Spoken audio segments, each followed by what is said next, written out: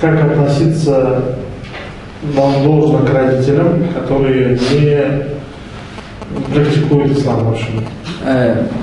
معاملة بالوالدين غير ملتزمين يعني لا يصلون لا يصومون. هذا ولو كانوا كفارا. قال الله تعالى وصاحبهما في الدنيا معروفا. وقال النبي صلى الله عليه وآله وسلم لأسماء بنت أبي بكر صلي أمك كانت كافرة. Даже если они кафиры, как сказал Аллах Та'аля, делай им в этой дуне добро, благодеяние. И точно так же Пророк, когда у него спросила Асма о матери, которая была мушрика, Пророк сказал, делай ей добро, благодеяние, то есть, что она хакваром утяжья, права родителей. هذا من واجبات الدين بغض النظر عن كونهما مؤمنين أو كافرين. Это религиозное обязательство, чтобы родители, благодеяние к родителям, независимо от мусульмане они или не мусульмане. الشاب ممكن ده يشمل دراسة تجاربنا سلفي كانية تجاربنا رابطة طالبة بس طبعا مش السؤال يعني لماذا الشباب يعني يذهبون إلى هذه الحركات يعني سلفية وكذا كذا يعني ما يجلبهم. حقيقة مثلا إذا جاء الشخص عندنا في الأزهر مثلا ليتعلم الشريعة فيقول أنا في كم سنة أتعلم الشريعة وحتى أصير إماما يعني. Если кто-то придет, например, в наш университет Асхар, он спрашивает, сколько лет мне надо, чтобы я изучил шариат, например. فنحن نقول مثلا ممكن تحتاج إلى 20 سنة أو 15 سنة. И мы говорим, что нужно тебе где-то 20 или 25 лет, чтобы изучить шариат и стать ученым, например. لكن هو عند الحركات هذه يعني يصير إماما بعد 3 أسابيع. Но у этих движений, течений и так далее, они говорят, что через 3 недели ты станешь ученым, будешь знать шариат. يعني مجرد أنه يقرأ رياض الصالحين ويقرأ هكذا منار السبيل بس يكون إمام. نعم هكذا كتاب توحيد بعدين يصير إماما. Они говорят, что если ты вот Рияд Салихин прочитаешь или какую-то другую книгу, например, что ты станешь уже имамом. إضافة إلى أنه منهج لا يخاطب العقل فليس فيه مجهود. هذا منهج سطحي جدا هذا يعجب العوام. И их методика основана на неприменении разума. И для обычных людей это очень просто. То есть они не думают, ничего не надо думать, раздумывать, размышлять. Поэтому легко. هذا كمان نحن عندنا في منهج أهل السنة والجماعة نحن نلزم الطالب بالأدب.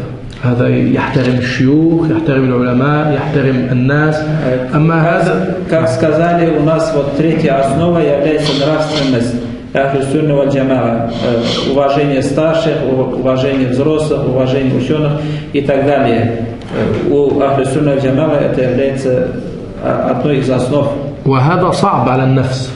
Но это очень трудно людям, когда требуешь от них этого, это им очень трудно. لكن هذه الحركات يعني تجعل الإنسان ينفس عن أمراض نفسه.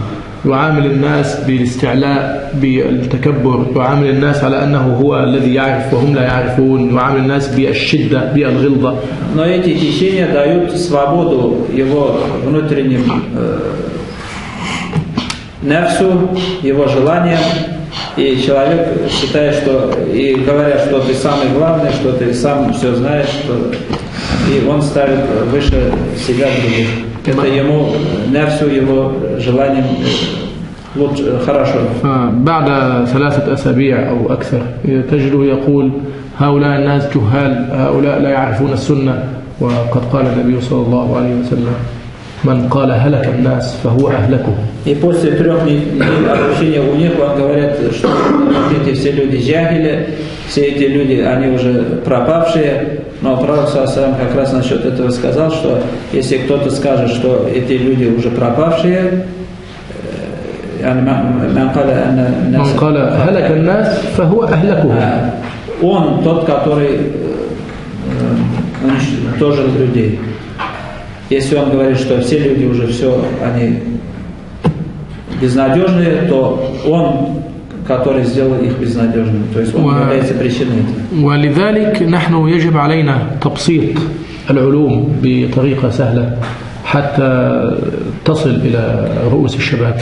Поэтому мы должны объяснять знания людям легкими способами, чтобы молодежь принимала их. ونحاول أن نرفع همتهم ونحثهم ونشجعهم حتى لا يستسهلوا الطريق. И должны стараться, чтобы они понимали и узнали значение этих знаний, чтобы они сами стремились к этому.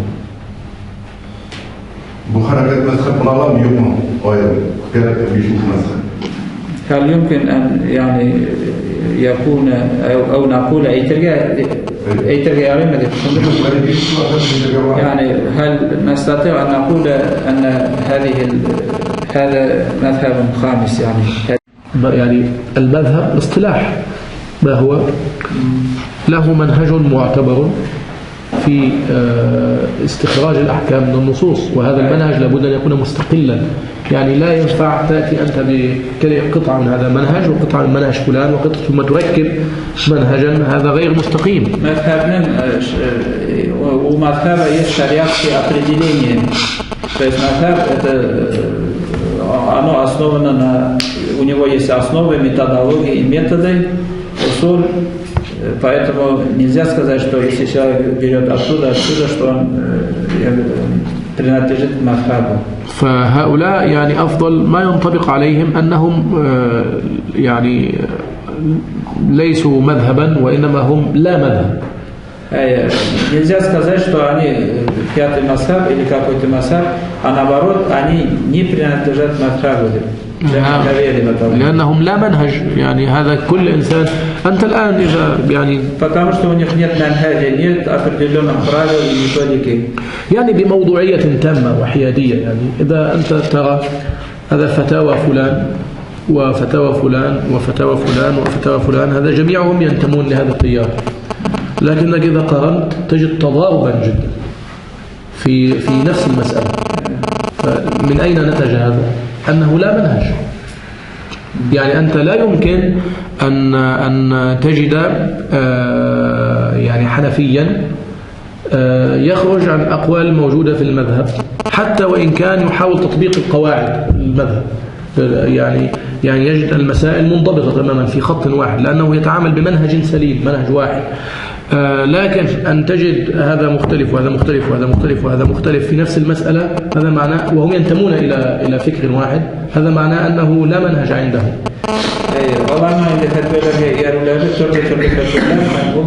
Эти фатавы, которым они следуют, все противоречат друг другу.